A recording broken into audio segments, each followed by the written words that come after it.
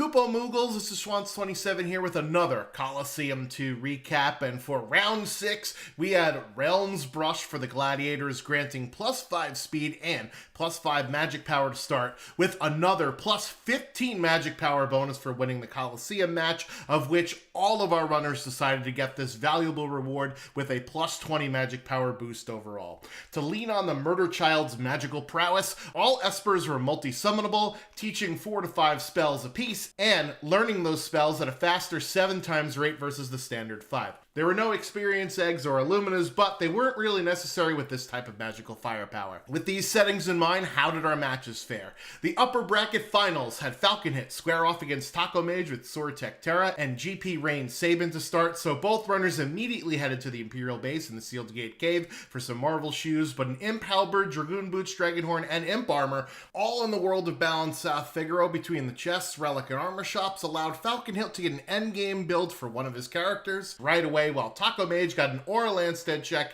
at the Collapsing House, yet another powerful build with him seeing the Boots Horn combo in the Relic Shop. Falcon Hit got sneezed out of the Coliseum fight, which is good enough for the 15 magic power reward, even though you don't get the item that you bet back, and Taco Mage was able to get a Hawkeye from the Coliseum. Unfortunately, Falcon Hit ran into Flame Eater with only having the Fire 2 spell from a Flame Shield, relying on Swordtech and GP Rain, but he was rewarded with an Esper teaching Bolt 3 for some other type of elemental offense. Meanwhile, Taco Mage decided to go to the Imperial camp to get some more levels and put off his first boss kill, also getting an Esper. The fire spell was useful for Chatternook and Kefka at Narsh for Falcon Hit to get another Esper, as both runners went to Barren Falls. However, Falcon Hit learned Bolt 3 on his realm to make the Guardian fight much quicker than his opponent, both finding Vanilla Throw Shadow at the bottom of the check. Taco Mage reset out of Phantom Train knowing it was an Esper, and Falcon Hit picked up Fixed Dice from Gao Manor, then went to the Floating Continent as Taco Mage saw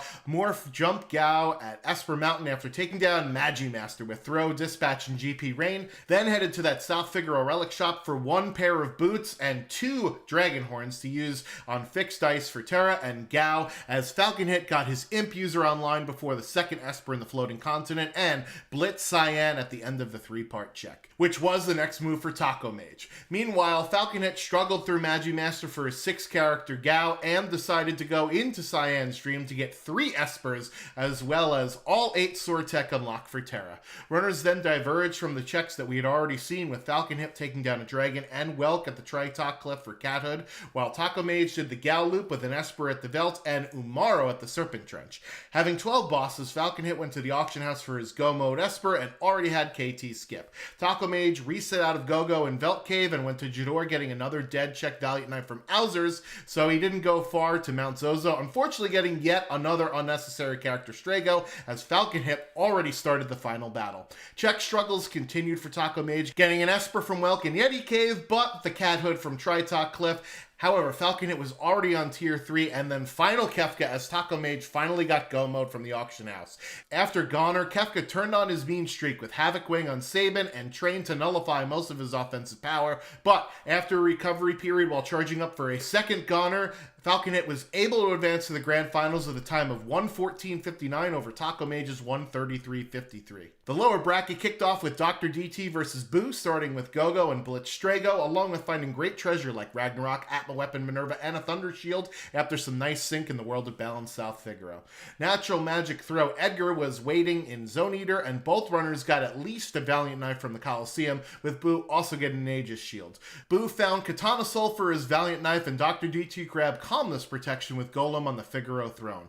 Both runners went to the realm checks, with Dr. DT getting the Grabby Pasta Tentacles early, which made him lose some characters during the fight, but recovered all of them by the end for a Flame Shield reward after Edgar learned Merton, and Boo headed into Owzer's Mansion, being met by Poltergeist, but only had half of his crew survive for the Siren Esper as Dr. DT went into that same check. Swordtech X-Magic Gao was waiting for Boo down at the engine room, and he got the Golem Esper at the same time Dr. DT got his second Esper from Owzer's Mansion. Runners went into different caves, with Boo into the Ancient Castle for a dead check Snow Muffler and a Pearl Lance from the Blue Dragon, with Dr. DT heading into Ebbets Rock for the second statue boss early on on in the seed with Goddess and Control Sabin as the reward. Even greater divergence with DT leaning into the Sabin checks that Boo didn't have for an Esper from Collapsing House, and Boo going to the Velt with that Gao that Dr. DT didn't have for Ragnarok the Esper. Dr. DT got another Esper from Imperial Camp as Boo got a 6-character Sabin, and Baron Falls is Dr. DT's 6-character Runic Shadow. The characters just kept on coming with Capture Terra at the Velt Cave, so both had 7 as Boo decided to go to the Floating Continent, eventually getting 3 Espers and 4 bosses out of that check. Dr. DT ran into some bad checks with Genji Armor at Mobliz and Mog on the Phantom Train for 2 resets, then a dead check Magus Rod at Mount Cults, and Jump Cyan at Welk, finally getting an Esper at Dome of Siege, putting him 1 behind Boo. A trip to Mount Zozo after finding some warp stones in a shop yielded Dr. DT's 7th Esper to tie up the shiny stone count, and then saw an NPC at the bottom of Fanatics, so decided to take the trek up as Boo evened the character count up at 8, with Terra already having 11 bosses, went to the Sealed Gate Cave for his 8th Esper to even it up with Dr. DT, who went to the auction house knowing an Esper was in there from his previous Owser's Mansion trip, getting Go mode first, but only having 9 bosses. That meant needing to walk through Kefka's Tower to clear out the middle path to get Skip. Boo got Cyan from the Welk spot for his 12th boss, getting KT Skip outside the tower, and then a quick check Dome of Siege for his Go mode Esper, allowing Boo to hop past Dr. DT, who was prepping for the Inferno spot. However, a split party for the boss gauntlet meant the boss fights were more difficult for Boo, with Haydn at the Guardian spot, and a wipe to Inferno at the Goddess spot meant that Dr. DT was able to catch up, both fighting Atma Weapon and that aforementioned Inferno simultaneously. Boo was able to get through first, stepping up to the final boss 40 seconds ahead of Dr. DT. Access to Merton meant a very fast tier 1 in both cases, but Dr. DT had to heal his party with lower levels, and that meant Boo's lead stretched to slightly over a minute. Siren to nullify magic and instant death made for a pretty straightforward tier 2, and Boo extended his lead going into Final Kefka as Dr. DT had only started tier 3. With the final attack before Goner went off, Boo threw his Merton protection shields to win 133.02 to Dr. DT's 135.30. Magre and Zenobian started with Lore Sabin and Capture Mog, and Magre took the opportunity to go to the Collapsing House, finding Gigantos in the Monster in a Box for some really good early levels, and a Behemoth Suit dead check after going to get fixed dice from Gal Manor. Zenobian was able to steal a few Super Balls from grind fights in the South Figaro Basement for use on bosses. Magre grabbed the Snow Muffler from the Coliseum and Umaro from Esper Mountain, while Zenobian got an Esper with Ice 2 and Fire 3, and Magic Power +1 from Baron Falls. A different Snow Muffler reward in the Coliseum had a fight against White Dragon, prompting an instant reset, but Zenobian picked a random battle, and Allosaurus was the enemy, was sketched, and the Doom spell was chosen to instantly win that Coliseum fight. Both runners grabbed the Tazem Thief Esper, with it being slightly cheaper in the World of Ruin for Zenobian, heading to Imperial Camp, and Magre took the trip to the Floating Continent. Zenobian was able to grab an Esper from his spot, another from Phantom Train, and Umaro from Esper Mountain, but Magre got 2 Espers in his 5th character, Jump Edgar, at the end of the Floating Continent. Just acquiring the Yeti, Zenobian went to the World of Ruin Norse Trek for an Aura Lance off a Dirt Dragon, an Esper from Tritok Cliff, and his 5th character, Setzer, from the Yeti Cave. However, a Magimaster was the obstacle to overcome as Magre grabbed the Magicite heir to the Figaro throne. Setzer's checks for Zenobian led to an Esper at Search the Skies, a Force Shield at the Cullen Jinin, and another dead check Aura Lance at Daryl's Tomb as Magre was in Owser's Mansion getting an Esper from that check. An Esper on the ground at the Velt Cave for Zenobian meant the only spots for his 6th character was Kefka at Narsh or the 3rd part of the Floating Continent. While Zenobian was getting his last Espers, Magre grabbed the 6th character Setzer from Yeti Cave. Zenobian then had to take the entire length of the Floating Continent to get to the 3rd check for his Go mode, having collected 11 Espers along the way, unfortunately putting off this check, so Magre was able to get their Go mode as Zenobian was still on the 1st part of the Floating Continent. Magre only had 11 bosses at this time, so then he went to Toilet Atma in order to get his 12th boss with Skip, and unfortunately was met by Doomgaze, who promptly told him, get out of the tower and try another route. So instead he took on Poltergeist, another lengthy battle at the Inferno spot. This allowed Zenobian to get his Kefka Tower skip at the same time as Magre, so both got to the statue skip within 30 seconds of one another. However, Zenobian had a much longer fight at the Three Stooges in spite of being higher level, so he was still behind by about the same 30 seconds going into the final battle. Magre maintained his lead going into Tier 2 in spite of only having Fire 2 compared to Zenobian's Fire 3, and had some better luck from instant death. However, Magre did not have Mute, whereas Zenobian did, which made Magic's attacks cost him some more time, allowing Zenobian to take the lead onto Tier 3, who opened up with a W-wind hitting everyone in the party, forcing a recovery heal as Magre headed up to Tier 3 right behind him. Usage of Quick for Zenobian allowed him to crank up the damage and go on to Tier 4. After a Fallen One, a Hyperdrive killing Sabin, and a Slip hit downing Realm, the charge up for Goner took place, forcing Zenobian to use a Mega Elixir to heal the party, as Magre had to recover from Train on Tier 3. Right before Goner went off, Zenobian was able to get the final cast off with Quick and 2 spells to kill the final boss with a time of 1:20:16, less than 2 minutes over Magre's 1:22:08. The Battle of the D's, Double Down versus Drulith, started with Strago Rage and Sabin Morph, along with an Aura Lance for Double Down and Tiger Fangs for Drulith out of the Coliseum. Drulith grabbed the first Esper from the Collapsing House and then another from Tzen Thief, while Double Down went through Owzer's Mansion for an Esper as well as getting a cheaper Tzen Thief to even up the progression count. Drulith turned to Imperial Camp, not getting great grind fights, finding a dead check Ice Shield, while Double Down headed into Esper Mountain for another Esper. Health Block was in the caboose for Drulith and took some undead grind fights, while Double Down got his next shiny stone at Mount Cults. Double Down's fourth character, Steel Natural Magic Edgar, came after a lengthy fight against Doom with some bad end cross luck. Double Down got his Calmness protection with Fenrir from the Figaro Throne. Drulith ran into another dead check Minerva at the South Figaro Cave, so he was 2 Espers behind. Double Down's Edgar was able to equip the fixed dice along with a dragon horn from a chest on his way into the engine room after having boots in his inventory. However, a Doomgaze level check sent him back to the overworld map, negating that strategy. He recovered at Collapsing House for an Esper, while Drulith was the first runner to 5 characters with Edgar. Ebbett's Rock was an Esper for Double Down, which meant our 6th character had to be at either Phoenix Cave, Kefka at Norsh, Burning House, or the Ancient Castle, since we had peaked a non-character reward at the engine room. It was yet another dead check for Drulith with a Genji Glove at Tritok Cliff before going to the World of Ruin, South Figaro Cave, and took a reset when he saw it was a Soldier Sprite looking for his next character. Runners mostly swapped spots for a while, with Double Down running into the dead checks that Drulith had earlier, so his 2 Esper lead evaporated. After getting railroad to those 4 places I mentioned earlier, Double Down found Setzer at Kefka at Narsh, while Drulith found double Gigantos fights in the Burning House for tons of XP and his 8th Esper. Double Down went through the Setzer check rabbit hole, getting Ifrit, dropping Ifrit at Search the Skies, but Cyan at the Colon Jinin, while Drulith did find his 6th character, Throw Shadow, at Phoenix Cave and his go mode at Gao Manor.